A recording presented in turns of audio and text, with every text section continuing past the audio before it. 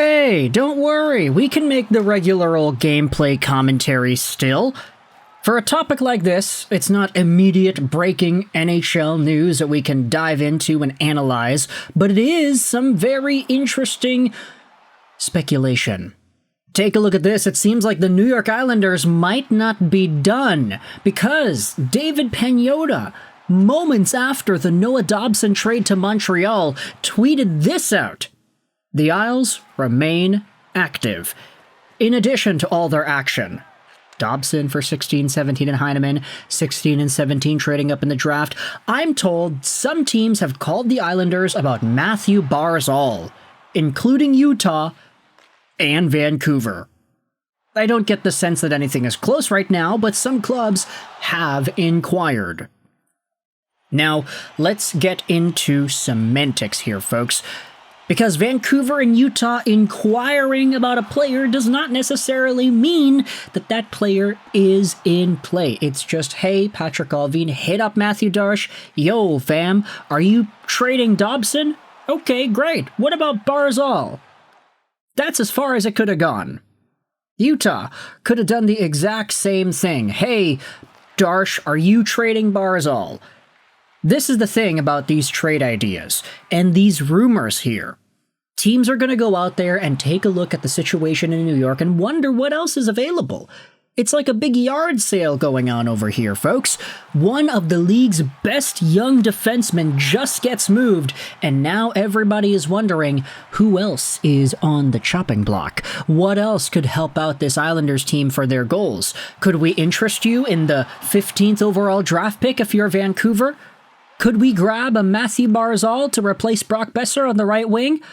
I will say, having Evander Kane, Barzal, and Pettersson on a line would be an entirely new look and something that I would be so intrigued by with the speed of both of those two wingers. Or you can spread the speed throughout the lineup, have Barzal play with whomever it is on the second line, or have Barzal just as the second line center. That's also a possibility. But the Vancouver Canucks' interest in Matthew Barzal is apparent. The guy is from here. He's a Coquitlam kid.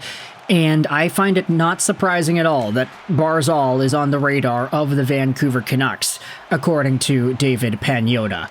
Barzal is also in that ripe age range. He's 28 years old, also a 2015 draftee.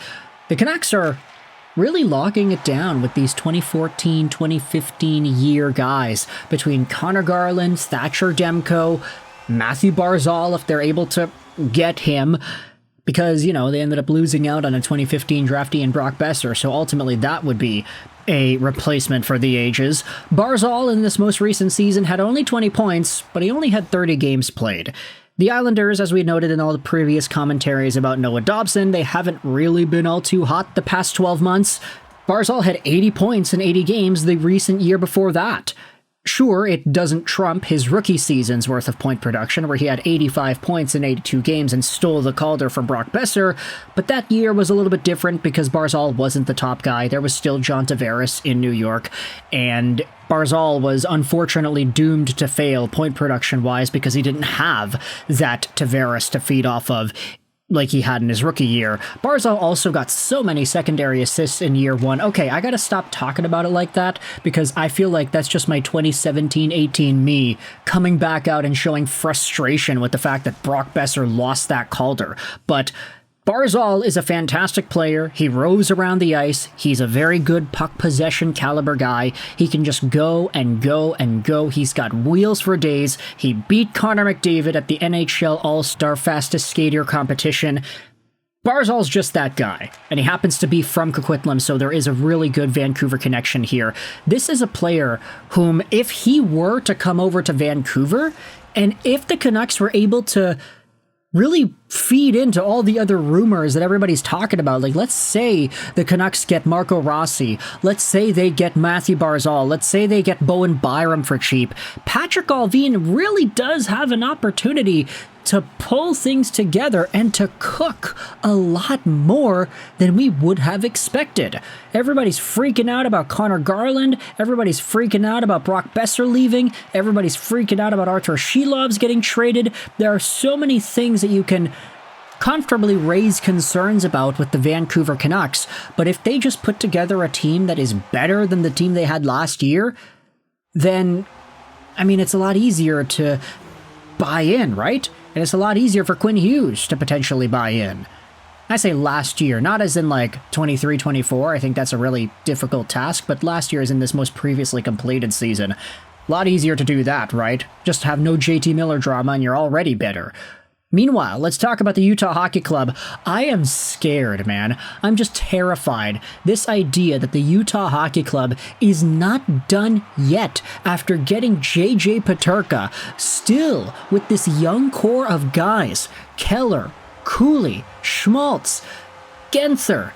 I mean, that top six could be one of the best top sixes for years if they grab Matthew Barzal too.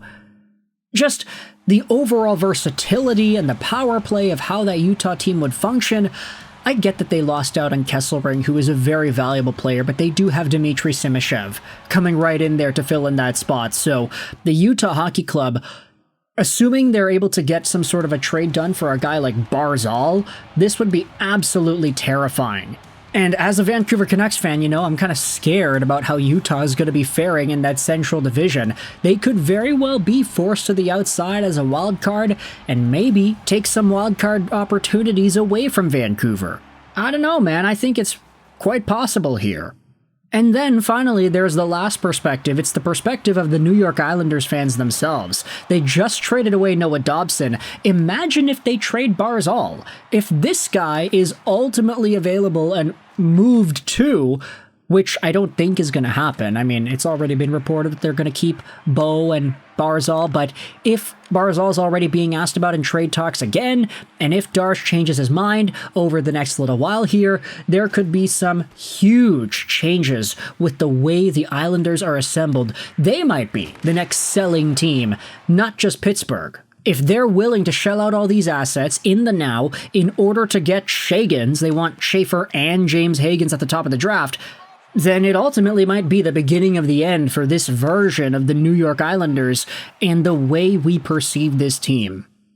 But either way, let me know your thoughts in the comment section below about the idea of Vancouver and Utah asking about Matthew Barzal ahead of the NHL draft. Lots going on here in Vancouver, lots to talk about heading into the next few hours worth of programming.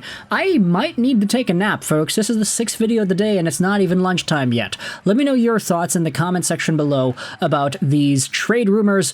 Barzal, Utah, Vancouver, is it possible? Let me know what you think. I hope you enjoyed this video. And bye.